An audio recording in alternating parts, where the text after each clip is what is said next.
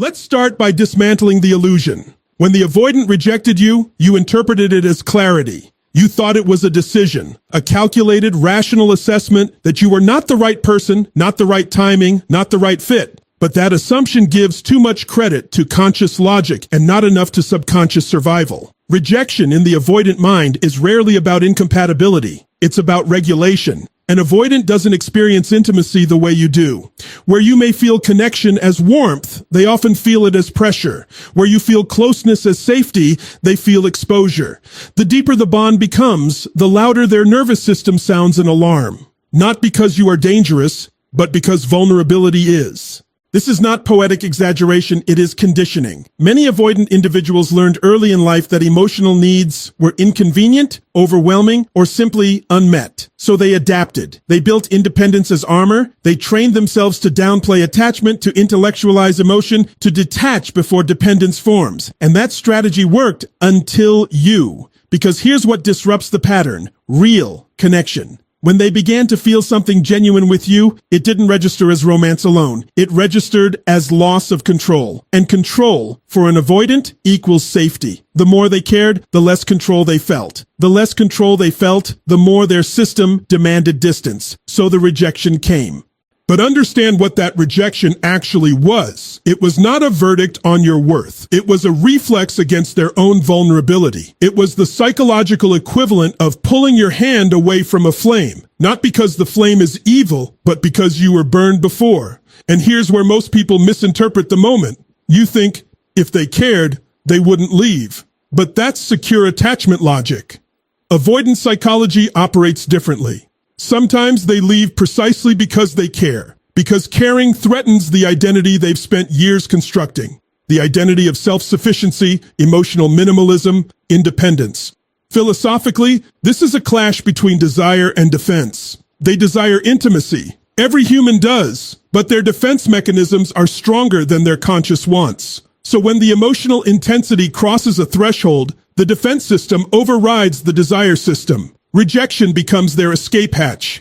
It gives them temporary relief. Distance calms the nervous system. Silence lowers the emotional temperature. They can breathe again. They tell themselves a story. It wasn't right. It was moving too fast. I need space. And those statements feel true because physiologically the anxiety has subsided. But relief is not resolution. The feeling doesn't disappear. It gets suppressed, and suppressed attachment doesn't dissolve. It waits. This is why your silence after their rejection becomes so powerful, which we'll explore more deeply. Because once the immediate threat of intimacy is gone, once the nervous system stabilizes, something else begins to surface. Curiosity, memory, longing, the recognition that what they pushed away wasn't danger. It was depth. You have to understand something crucial here. Avoidants are not heartless. They are overwhelmed. They are not indifferent. They are dysregulated. Their rejection is not an absence of feeling. It is an excess of feeling without the tools to manage it.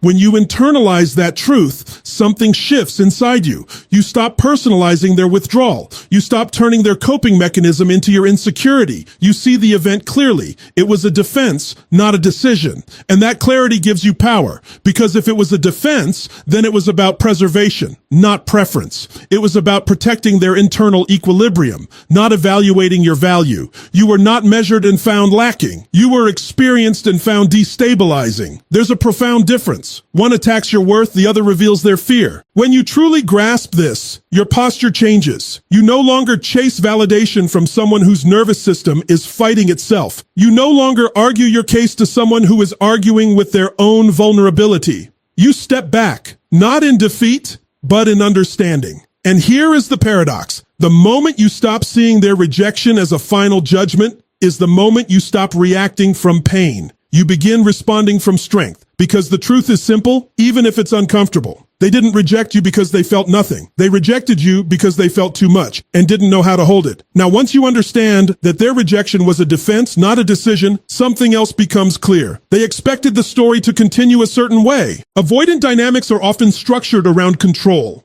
Not control in an overt manipulative sense, but emotional control. They manage distance. They regulate closeness. They decide when things intensify and when they cool down. And when they reject someone, consciously or unconsciously, they anticipate a predictable response. They expect pursuit. They expect emotion. They expect you to ask for explanations, to seek closure, to argue your value, to fight for the connection. And when that happens, it reinforces their internal narrative. See? This is why closeness is overwhelming. This is why I need space. This is why attachment becomes pressure. Your reaction becomes proof of their belief system. But when you chose silence, real silence, you disrupted that entire psychological script. Silence is not passive, it is disruptive. It removes friction, it removes drama, it removes the emotional chase that allows them to stay in the superior position of detachment. And suddenly, the emotional power dynamic shifts. Here's why that shift is so destabilizing. Avoidants regulate themselves through distance. When they feel overwhelmed, they create space. That space is supposed to calm them, but your silence introduced a different kind of space, one they didn't control. When they walked away, they believed they were managing the distance. They believed they were deciding the emotional temperature. But when you stopped reaching out, stopped explaining, stopped reacting, you took back authorship of the narrative. Now the silence wasn't theirs, it was yours. And psychologically, that changes everything. Because silence forces introspection. And introspection is what avoidants spend a lifetime minimizing. When there is no incoming message, no emotional outburst, no pursuit to analyze or resist, they are left alone with their own thoughts. And the mind does not like unresolved tension. At first, there is relief. Good, it's calm.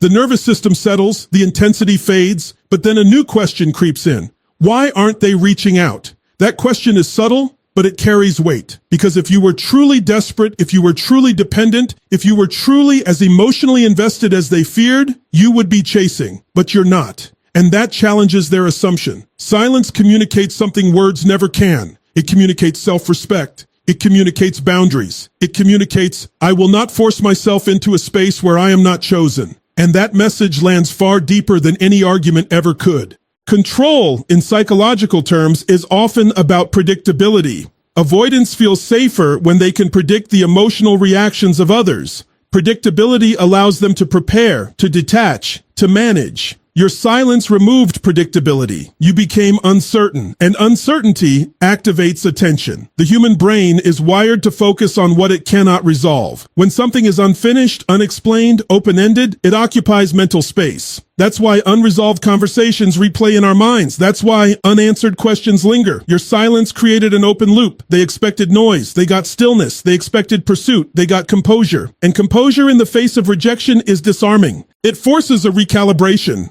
Did I misjudge them? Did they move on? Did they not care as much as I thought? These questions are not about you anymore. They are about their perception of themselves. Because if they were not pursued, then perhaps they were not as in control as they assumed. Philosophically, silence is a form of agency. It is the refusal to participate in a dynamic that diminishes you. And agency is attractive because it signals internal stability. When you do not collapse after rejection, you subtly communicate that your identity is not dependent on their validation. That stability becomes magnetic, not because you are playing a game, but because you stepped out of one. Understand this clearly. Your silence did not punish them. It confronted them. It removed distraction. It removed the external focus. It directed the spotlight inward. And inward is where the real discomfort lives. Because once the noise fades, they are left with memory, with the moments of connection, with the laughter, the vulnerability, the depth they briefly allowed themselves to feel.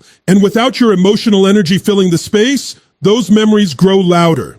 This is the paradox. They rejected to regain control, but your silence showed them they never truly had it. You cannot control someone who can walk away with dignity. You cannot feel superior to someone who does not compete. You cannot detach from someone who does not chase. And in that realization, something begins to shift. The narrative changes from, I had to leave, to, what did I lose? Your silence did not beg for reconsideration. It demanded self-reflection. And sometimes the most powerful statement you can make is the one you never say at all. Expa. And once your silence disrupted their sense of control, something even more unexpected began to happen. Your absence started to grow. Not physically, psychologically. When you were present, accessible, responding, available, your energy was familiar. The human mind adapts quickly to what is consistently there. Even affection can become background noise when it feels guaranteed. But the moment something consistent disappears, the brain recalibrates its value. Scarcity sharpens perception. This isn't manipulation, it's neurology. The brain assigns importance to what feels uncertain or potentially lost.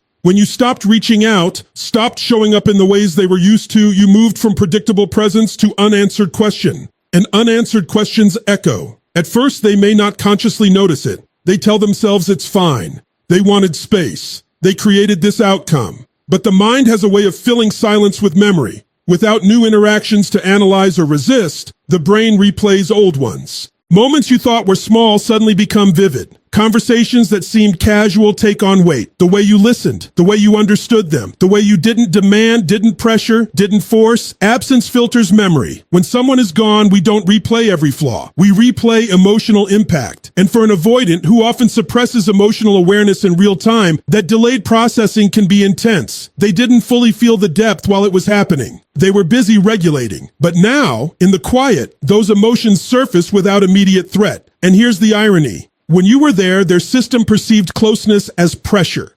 When you're gone, that same closeness is reinterpreted as safety that has vanished. What once felt overwhelming now feels meaningful. The absence becomes louder than your presence ever was. This is because human attachment operates on contrast. We understand warmth when we experience cold. We understand value when we experience loss. Your silence created contrast. It removed the emotional buffer they unconsciously relied on. The comfort of knowing you were still there. You became undefined, and the undefined captures attention. There is something psychologically powerful about what cannot be accessed. The mind tries to resolve it. What are they thinking? Are they moving on? Did I underestimate them? These questions don't arise when someone is constantly reaching toward you. They arise when someone steps back and becomes still. Stillness creates mystery, and mystery reactivates curiosity. Avoidants often detach to reduce intensity, but what they don't anticipate is that distance can intensify imagination. When you are no longer present to provide clarity, the mind fills in the gaps, and the gaps are often filled with idealized memory. This doesn't mean they suddenly see you as perfect. It means your absence removes friction. Without current disagreements or emotional complexity, what remains is distilled connection, and distilled connection feels powerful. Philosophically, we could say that presence is experienced through interaction, but absence is experienced through reflection. Reflection magnifies meaning. It slows time. It isolates moments. It asks, what did this really mean to me? For someone who avoids depth in real time, reflection can be the first honest encounter with their own feelings. You didn't argue. You didn't demand acknowledgement. You didn't try to prove your importance. You simply stepped away. And in doing so, you allowed them to experience the full weight of your absence without distraction. No defensive conversations, no emotional negotiations, just space. Space can be peaceful, but it can also be revealing. Because in that space, they begin to compare, not consciously at first, but subtly. Interactions with others feel different. Conversations lack the same resonance. The emotional familiarity they once resisted now feels rare. And here's the key insight. People often recognize value most clearly when it is no longer guaranteed. Your silence transformed you from accessible certainty into potential loss. And potential loss activates something primal in the human psyche. The fear of having let something meaningful slip away. Not because you forced that realization, but because you stopped preventing it. You stopped cushioning their discomfort with your reassurance. You stopped making it easy for them to dismiss the connection. You allowed reality to speak without interference. And reality, when unfiltered, can be loud. This is not about revenge, it's about consequence. Emotional choices have psychological outcomes.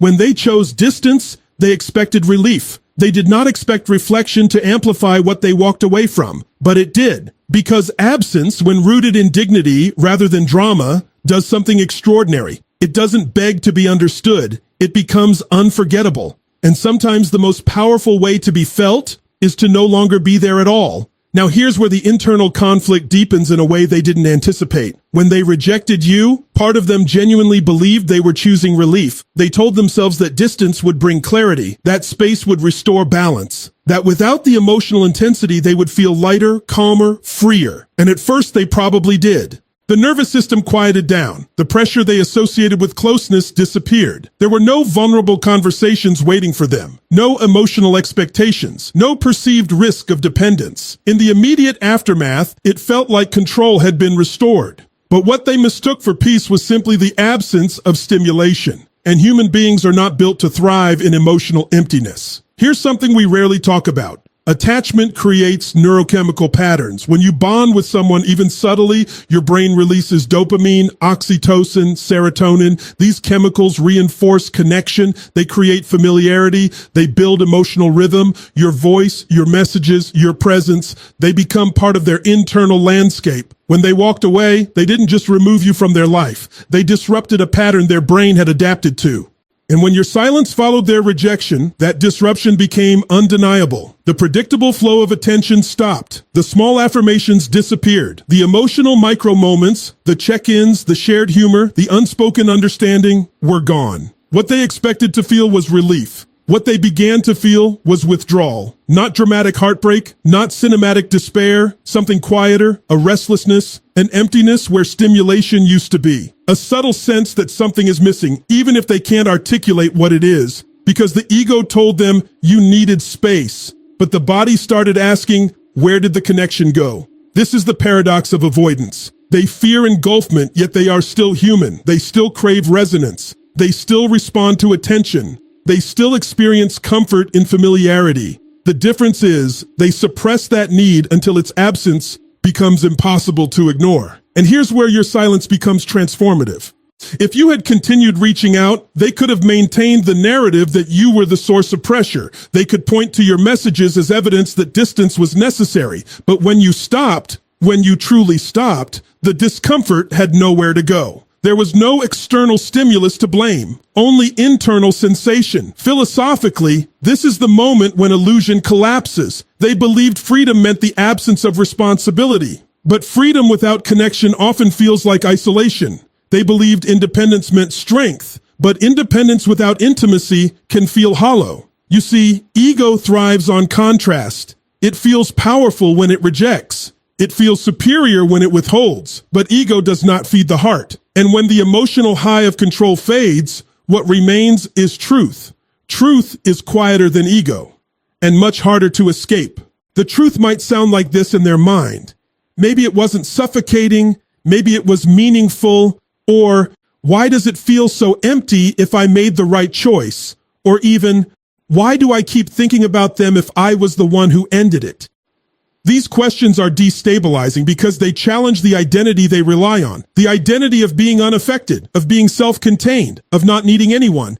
But biology doesn't negotiate with identity. If they bonded with you, even partially, your absence registers as loss. And loss triggers the same neural pathways whether someone admits it or not. You cannot outthink chemistry forever. This is why some avoidants appear composed on the surface, but grow increasingly restless beneath it. They scroll more, distract more, fill their schedule, seek new stimulation. Not always because they've moved on, but because stillness brings awareness, and awareness brings discomfort. The relief they anticipated begins to morph into something else. Not necessarily regret yet, but questioning, reflection, a subtle ache where certainty once lived. You didn't argue them into that state. You didn't convince them. You simply removed yourself. And removal revealed dependency they didn't want to acknowledge. Not dependency in a desperate sense, but in a human sense. The dependency we all have on being seen, understood, mirrored. When that mirror disappears, we notice. The ego expected victory, but the nervous system felt absence. And when those two realities collide, transformation begins. Because sooner or later, they must confront a simple truth. Distance did not eliminate their feelings. It only postponed them. And postponed emotions have a way of returning with greater clarity. So while they thought they were escaping intensity, they were actually walking into silence. And silence amplifies what the ego tries to suppress. Relief fades. But emotional truth lingers. And nothing unsettles the illusion of indifference more than the quiet realization that you miss what you chose to lose. And beneath all of this, beneath the control, beneath the relief, beneath the withdrawal, there is a deeper layer most people never see. Avoidants are often described as people who fear closeness. And that's true, but it's incomplete. What they truly fear is not closeness itself. It's what closeness threatens to expose: dependence. And even deeper than that, abandonment. It sounds contradictory, doesn't it? The person who pulls away is secretly afraid of being left. The one who rejects is terrified of rejection. But psychologically, it makes perfect sense. Many avoidant patterns are built in environments where emotional needs were unsafe. Either they were ignored, dismissed, or inconsistently met. So the mind adapted in a brilliant but costly way. If I don't need, I can't be disappointed. If I don't attach, I can't be abandoned. Detachment becomes protection, but protection always hides a wound. When they rejected you, they were operating from the upper layer of fear. The fear of engulfment, of losing autonomy, of being overwhelmed by emotional expectation. That fear is conscious enough to justify. It feels rational. It sounds mature. I just need space. I'm focusing on myself. I don't want anything serious right now. But your silence after their rejection bypassed that upper layer and activated something much older. You didn't chase. You didn't protest. You didn't try to hold on. You let them go. And in doing so, you unknowingly triggered the deeper fear, the one they rarely admit, even to themselves. What if I am truly alone? For someone with avoidant tendencies, being the one who leaves feels safe. It reinforces the illusion of control. But being left, even subtly, destabilizes that illusion. When you stopped reaching out, the dynamic flipped. They were no longer managing distance. They were experiencing it, and experiencing it without control. This is where the psychology becomes profound. When someone expects pursuit and receives absence instead, it confronts their self-concept. They may have believed you were more attached than they were. They may have assumed you would wait indefinitely. They may have quietly relied on the security of knowing you cared more. Your silence shattered that assumption. Now the mind has to process a new possibility. What if they can live without me? And that thought touches the core wound. Because if someone can walk away without collapsing, without pleading, without needing you, then you are not the emotional center of their world. And that realization can feel like abandonment. Not because you wronged them, but because their identity was built around emotional distance being their advantage. When the advantage disappears, vulnerability rushes in. Philosophically, we could say this is the collapse of defensive superiority. They position themselves as the less invested one, the more independent one, the emotionally contained one. And your composure disrupted that hierarchy. You didn't compete for closeness. You didn't demand reassurance. You didn't try to reinsert yourself. You accepted reality. And acceptance is powerful because it reflects self-sufficiency. For someone who secretly fears being left, your ability to leave emotionally, even after they initiated the rejection, forces a confrontation with their own insecurity. It's subtle. It may not show outwardly, but internally it sounds like this. Did I push away someone who would have stayed? That question lingers. Because now the narrative isn't about escaping pressure. It's about possibly losing loyalty. It's about recognizing that someone offered consistency, and instead of embracing it, they retreated from it. And when you stayed silent, you removed the opportunity for them to rewrite the story in their favor. They can't say you were overwhelming if you are no longer present. They can't say you were too much if you are no longer asking for anything. All that remains is their choice. And choice, when viewed without distortion, carries weight.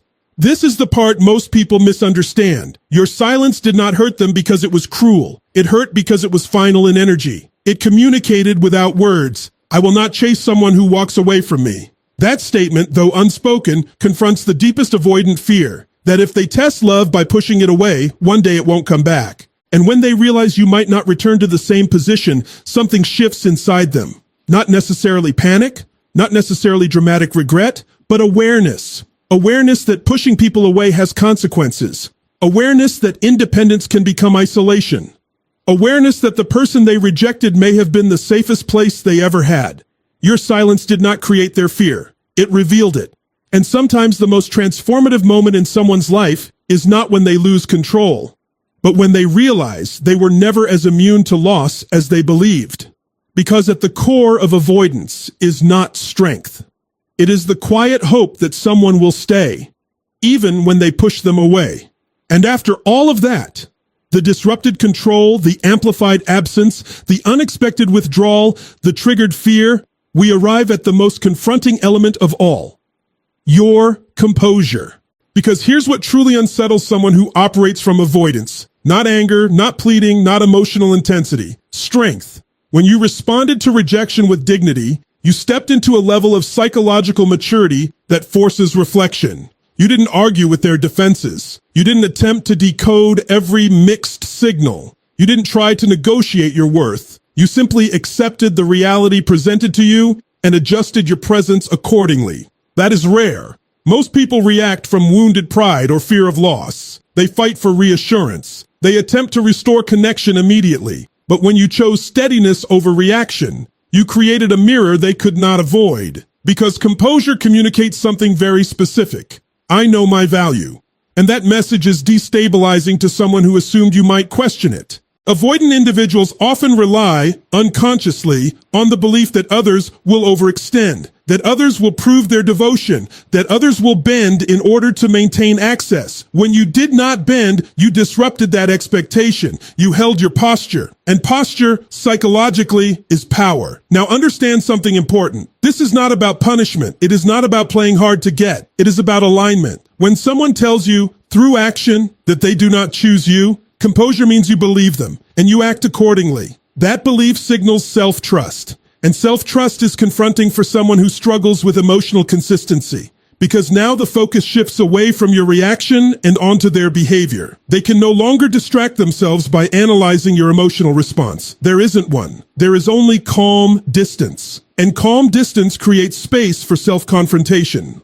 For perhaps the first time, they must sit with the unfiltered truth. You did not collapse without them. You did not spiral into chaos. You did not attempt to force relevance. You continued forward. That reality dismantles a subtle but powerful illusion. The illusion that they are the emotional gatekeeper in every dynamic. Your stability proves that connection was a choice, not a dependency. Philosophically, this is where the dynamic transcends attachment and enters identity. Because your reaction, or lack of reaction, communicates how you see yourself. When you walk away with dignity, you reinforce internally that your worth is not contingent on someone else's readiness. And externally, that shifts perception. The avoidant now faces a dissonance. They may have framed you as overly invested, perhaps even too available. But your composure contradicts that narrative. It suggests that your presence was intentional, not desperate, that your care was offered, not clung to. That reframing can be deeply unsettling, because if you were not desperate, then what they rejected was not pressure. It was genuine connection. And here is where introspection becomes unavoidable. In the quiet aftermath of your dignity, they are left with questions that cannot be deflected. Why did I pull away from someone stable? Why did I interpret consistency as threat? Why does their absence feel heavier than I expected? You didn't ask those questions. Your silence did. And silence paired with strength is powerful because it refuses to participate in distortion. You did not chase a person who withdrew. You did not argue with someone who created distance. You allowed consequences to unfold naturally. That level of emotional discipline is transformative, not only for them, but for you. Because here's the deeper truth. This was never about destroying them. It was about liberating yourself from dynamics that required you to overextend. Your composure forced them to confront themselves, but it also anchored you in self-respect. When you refuse to beg for clarity, you affirm that confusion is not your standard. When you refuse to compete for attention, you affirm that reciprocity is your baseline. When you walk away peacefully, you affirm that love must be mutual to be meaningful. And that energy changes everything. Some avoidants, when faced with this mirror, grow. They reflect. They recognize patterns. Others retreat further into defense. But regardless of their path, your posture remains intact. Because the ultimate power in any dynamic is not who leaves first. It is who remains aligned with their own worth. You did not respond to rejection with chaos. You responded with clarity, and clarity is contagious. When someone encounters a person who can love deeply, yet walk away calmly, it challenges their entire understanding of attachment. It reveals that strength and softness can coexist, that care does not require self-abandonment.